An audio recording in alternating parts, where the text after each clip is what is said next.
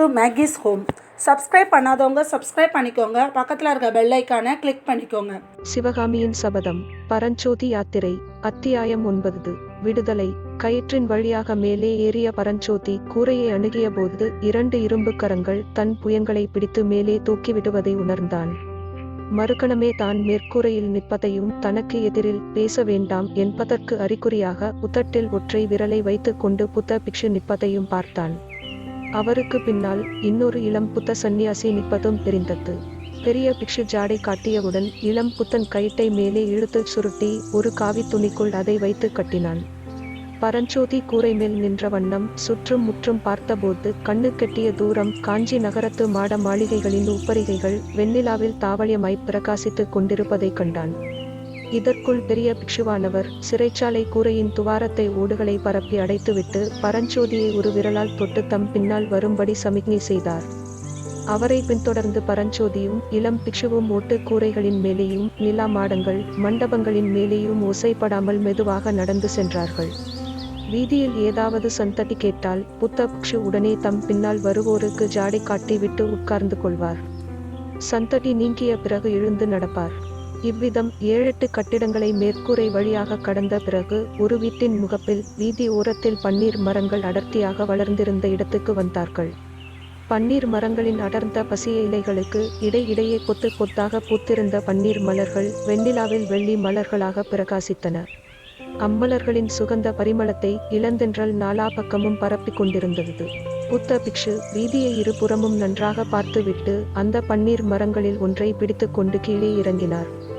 பரஞ்சோதியும் இளம் பிக்ஷுவும் அவ்விதமே இறங்கினார்கள். சிறிது தூரம் நடந்து கோயிலை போல் அமைந்த ஓர் அழகிய கட்டிடத்தின் வாசலை அடைந்தார்கள். அந்த கட்டிடம்தான் காஞ்சி நகருக்குள் இருந்த புத்த விஹாரங்களுக்குள் மிக பெரியது. இராஜ விஹாரம் என்று பெயர் பெற்றது. கருணாமூர்த்தியான புத்த பகவானின் திருப்பற்களில் ஒன்று அந்த கோயிலின் கற்ப கிருஹத்தில் பிரதிஷ்டை செய்யப்பட்டிருந்தது. பல்லவ மன்னர்கள் அவ்வப்போது ஒவ்வொரு மதத்தில் பற்றுடையவர்களாயிருந்தாலும் எல்லா மதங்களையும் சம நோக்குடன் பார்த்து அந்தந்த மத ஸ்தாபனங்களுக்கு மானியம் விடுவது வழக்கம். அவ்விதம் இராஜாங்க மானியத்தை பெற்றது இராஜ விஹாரம். அன்றியும் காஞ்சியில் சில பெரும் செல்வர்கள் பௌத்த சமயிகளாயிருந்தார்கள். அவர்களில் ஒருவனான தனதாசன் என்னும் வியாபாரி தன்னுடைய ஏகபுத்திரன் வியாதியாய் கிடந்தபோது பிள்ளை பிழைத்தால் இராஜ விஹாரத்தை புதுப்பித்து தருவேனாக என்று வேண்டுதல் செய்து கொண்டான். பிள்ளை பிழைக்கவே ஏராளமான பொருட்செலவு செய்து விஹாரத்தை புதுப்பித்தான். தாவழியமான முத்து சுண்ணாம்பு பூசப்பட்டிருந்த இராஜ விஹாரம் வெண்ணிலாவில் அழகின் வடிவமாக விளங்கிற்று.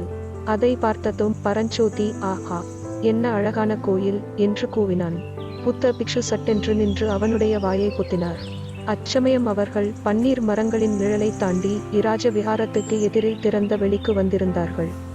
அதே சமயத்தில் இராஜ விஹாரத்துக்கு எதிர் வரிசையிலிருந்த கட்டிடங்களின் இருண்ட நிழலிலிருந்து 2 வெண்புறவிகள் வழிபட்டு வந்தன.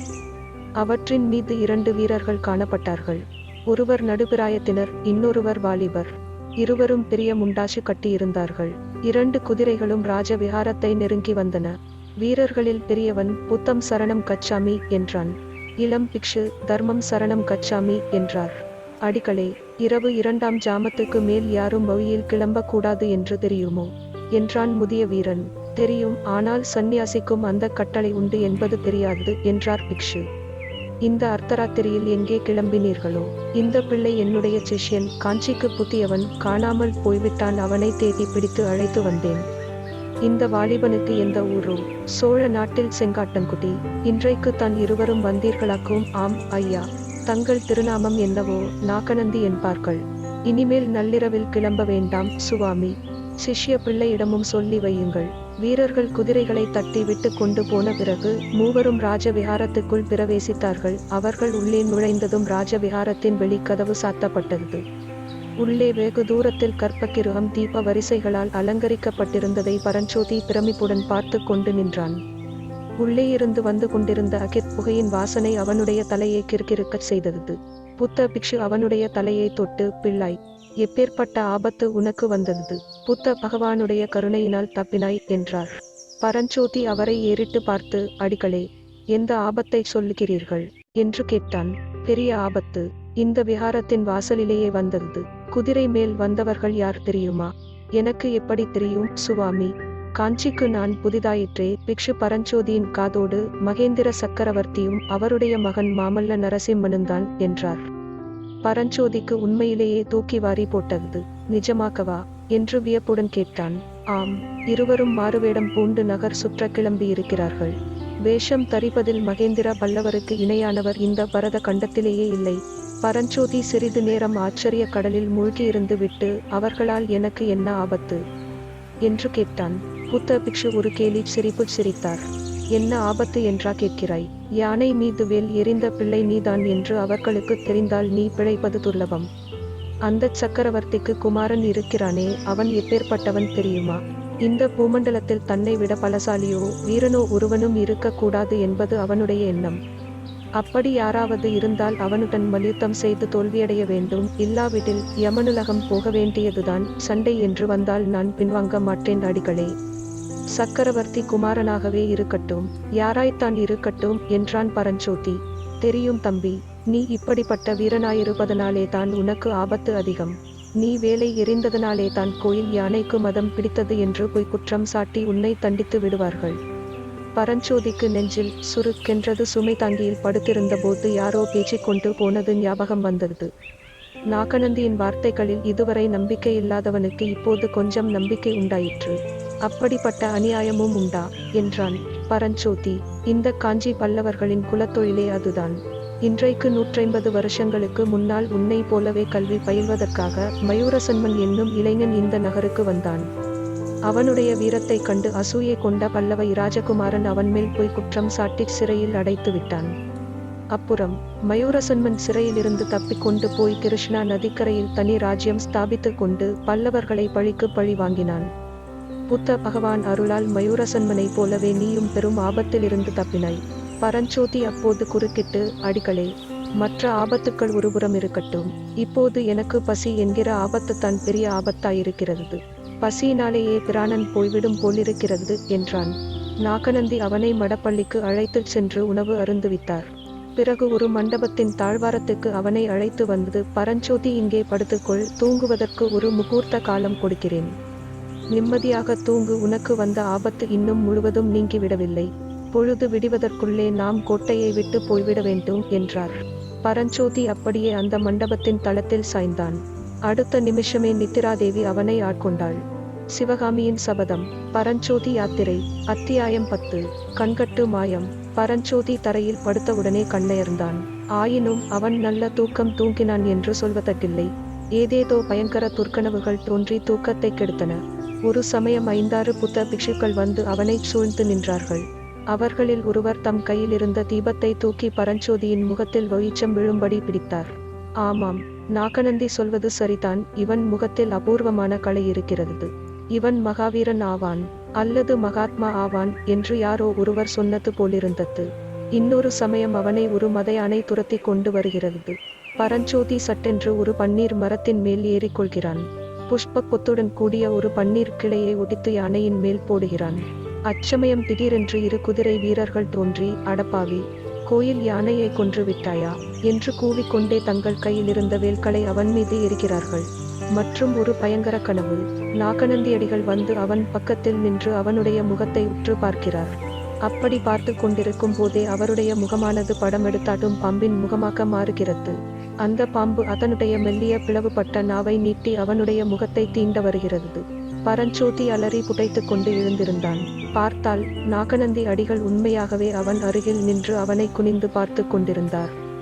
பிள்ளாய், ஏன் இப்படி பயப்படுகிறாய்? ஏதாவது துர்க்கனவு கண்டாயா என்று பிக்ஷு கேட்டார். பரஞ்சோதி, இல்லை இல்லை, ஒன்றுமில்லை. நீங்கள் திடீரென்று தொடவே கொஞ்சம் திடுக்கிட்டேன் என்றான். பொழுது விடிய இன்னும் ஒரு முகூர்த்தந்தான் இருக்கிறது. புறப்படு, போகலாம். பொழுது விடிவதற்குள் இந்த கோட்டையை கடந்து போய்விட வேண்டும். ஏன் சுவாமி, புத்த தேவருடைய ஆக்ஞை யாருக்கு? எனக்குத்தான். உன்னை அபாயத்திலிருந்து தப்புவிக்கும்படி ஆக்ஞை. என்னிடம் உனக்கு இன்னும் நம்பிக்கை வரவில்லையா என்று நாகநந்தி பரிவு ததும்பிய குரலில் கேட்டார். பரஞ்சோதி மௌனமாயிருந்தான். போகட்டும், இன்னும் ஒரே ஒரு முகூர்த்த காலம். இரவு கழிந்து பொழுது விடியும் வரையில் நான் சொல்கிறதை கேள். புத்த தேவருடைய கட்டளையை நான் நிறைவேற்றி விடுகிறேன். கோட்டைக்கு வழியே உன்னை கொண்டு போய் விட்டு விடுகிறேன். அப்புறம் உன் இஷ்டம் போல் செய். கனிந்த குரலில் கூறிய இந்த வேண்டுகோளை பரஞ்சோதியினால் மறுக்க முடியவில்லை. ஆகட்டும் அடிகளே என்றான். அப்படியானால் இன்னும் ஒரு முகூர்த்த காலம் என்னிடம் நம்பிக்கை வைத்து நான் சொன்னபடி கேட்பாயல்லவா? கேட்கிறேன். உன்னுடைய கண்களை கட்டி இவ்விடமிருந்து அழைத்து போக வேண்டியதாயிருந்தால். பரஞ்சோதி ஒரு நிமிஷம் திகைத்து நின்றுவிட்டு எப்படியானாலும் சரி என்றான். உடனே நாகநந்தி அடிகள் ஒரு சிறு துண்டை எடுத்து பரஞ்சோதியின் கண்களைச் சுற்றி கட்டினார். பிள்ளாய், என் கையை பிடித்து கொண்டே வர வேண்டும். நான் சொல்கிற வரையில் கண்ணின் கட்டை அவிழ்க்க கூடாது. இப்போது நீ என்னிடம் காட்டும் நம்பிக்கையின் பலனை ஒருநாள் அவசியம் தெரிந்து கொள்வாய். இவ்விதம் கூறி பரஞ்சோதியின் கரத்தை பிடித்து கொண்டு நாகநந்தி நடக்கத் தொடங்கினார். பரஞ்சோதியின் நெஞ்சு படக் படக் என்று அடித்து கொண்டது. ஆயினும் அவன் மனத்தை திடப்படுத்திக் கொண்டு பிக்ஷுவை பின்பற்றி நடந்தான். முதலில் புத்த விஹாரத்தின் வாசல் வழியாக வெளியேறுவது போல பரஞ்சோதிக்கு தோன்றிற்று. பின்னர் வீதியோடு நடந்து போவதாக தோன்றிற்று. பன்னீர் புஷ்பங்களின் வாசனையிலிருந்து அன்று முன்னிரவில் மேல் மாடத்திலிருந்து வீதியில் இறங்கிய இடமாக இருக்கலாமென்று ஊகித்து கொண்டான். இன்னும் சிறிது தூரம் நடந்த பிறகு போகும் திசை மாறியது. சற்று நேரத்துக்கெல்லாம் மீண்டும் பன்னீர் பூவின் நறுமணம். வந்த வழியே திரும்பி போகிறோமா என்ன? இந்த பொல்லாத பிக்ஷு எனக்கு வழி அடையாளம் தெரியாமலிருப்பதற்காக இப்படி இழுத்தடிக்கிறார் போலும் என்று பரஞ்சோதி எண்ணிக்கொண்டான். மறுபடியும் ஒரு கட்டிடத்துக்குள் பிரவேசிப்பது போலிருந்தது. அகிர்புகையின் மனத்திலிருந்து இது ராஜவிஹாரந்தான் என்று பரஞ்சோதி தீர்மானித்தான். பிறகு சிறிது நேரம் இருளடைந்த குகைகளின் வழியாகச் சுற்றி சுற்றி வருவது போல் தோன்றியது. கண்ணை கட்டியிருந்தபடியால் வெகு நேரம் முடிவே இல்லாமல் நடந்து கொண்டிருப்பதாகப்பட்டது. அடிகளே, இன்னும் எத்தனை நேரம் இவ்விதம் கண்கட்டு வித்தை செய்ய வேண்டும் என்று பரஞ்சோதி கேட்டான். பிள்ளாய், கிட்டத்தட்ட வந்துவிட்டோம், இன்னும் கொஞ்சம் பொறு என்றார் பிக்ஷு. திடீரென்று இருட்டிலிருந்து வெளிச்சத்துக்கு வந்துவிட்டதாக பரஞ்சோதி உணர்ந்தான். பரஞ்சோதி, நாம் வரவேண்டிய இடத்துக்கு வந்து விட்டோம். கண்கட்டு சோதனை முடிந்தது என்று சொல்லிக் கொண்டே அடிகள் கட்டை அவிழ்த்தார். புத்த பகவான் அருளால் சொர்க்கலோகத்துக்கே வந்து விட்டோமோ என்று பரஞ்சோதிக்கு தோன்றியது. அவன் கண் முன்னால் அத்தகைய சௌந்தர்ய காட்சி தென்பட்டது. அகழி நீரில் அஸ்தமன சந்திரனின் வெள்ளிக்கிரணங்கள் படிந்து உருக்கிய வெள்ளி ஓடையாகச் செய்து கொண்டிருந்தன.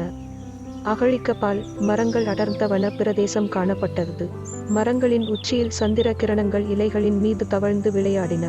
அகழியில் ஒரு படகு மிதந்தது. பரஞ்சோதியைச் சிறை மீட்க உதவி செய்த இளம் பிக்ஷு கையில் துடுப்புடன் படகில் நின்றார். பெரிய பிக்ஷுவும் பரஞ்சோதியும் அகழியண்டை போய் படகில் ஏறினார்கள். படகு நகர்ந்தது. இந்த அகழியை தாண்ட படகு என்னத்திற்கு? எளிதில் நீந்தி கடந்து விடலாமே என்றான் பரஞ்சோதி. ஆம், நீந்தத் தெரிந்தவர்கள் நீந்தலாம். இந்த அகழியினால் கோட்டை பாதுகாப்புக்கு தான் என்ன பிரயோஜனம்? எதிரிகள் வந்தால் சுலபமாய் நீந்தி விடமாட்டார்களா? அதோ பார் என்றார் பிக்ஷு. சற்று தூரத்தில் ஒரு முதலை பயங்கரமாக வாயை திறந்தது. ஐயோ என்றான் பரஞ்சோதி. இம்மாதிரி நூற்றுக்கணக்கான முதலைகள் இந்த அகழியில் இருக்கின்றன. சாதாரண காலங்களில் அங்கங்கே இரும்பு கூண்டுகளில் அடைத்து வைத்திருப்பார்கள். யுத்த காலங்களில் திறந்து விட்டு விடுவார்கள். நேற்று இரவு திறந்து விட்டிருக்கிறார்கள். அப்படியானால் யுத்தம் வருவது நிஜந்தானா? சுவாமி, பின் எதற்காக இவ்வளவு அமர்க்களமெல்லாம் என்று நினைத்தாய் என்றார் பிக்ஷு.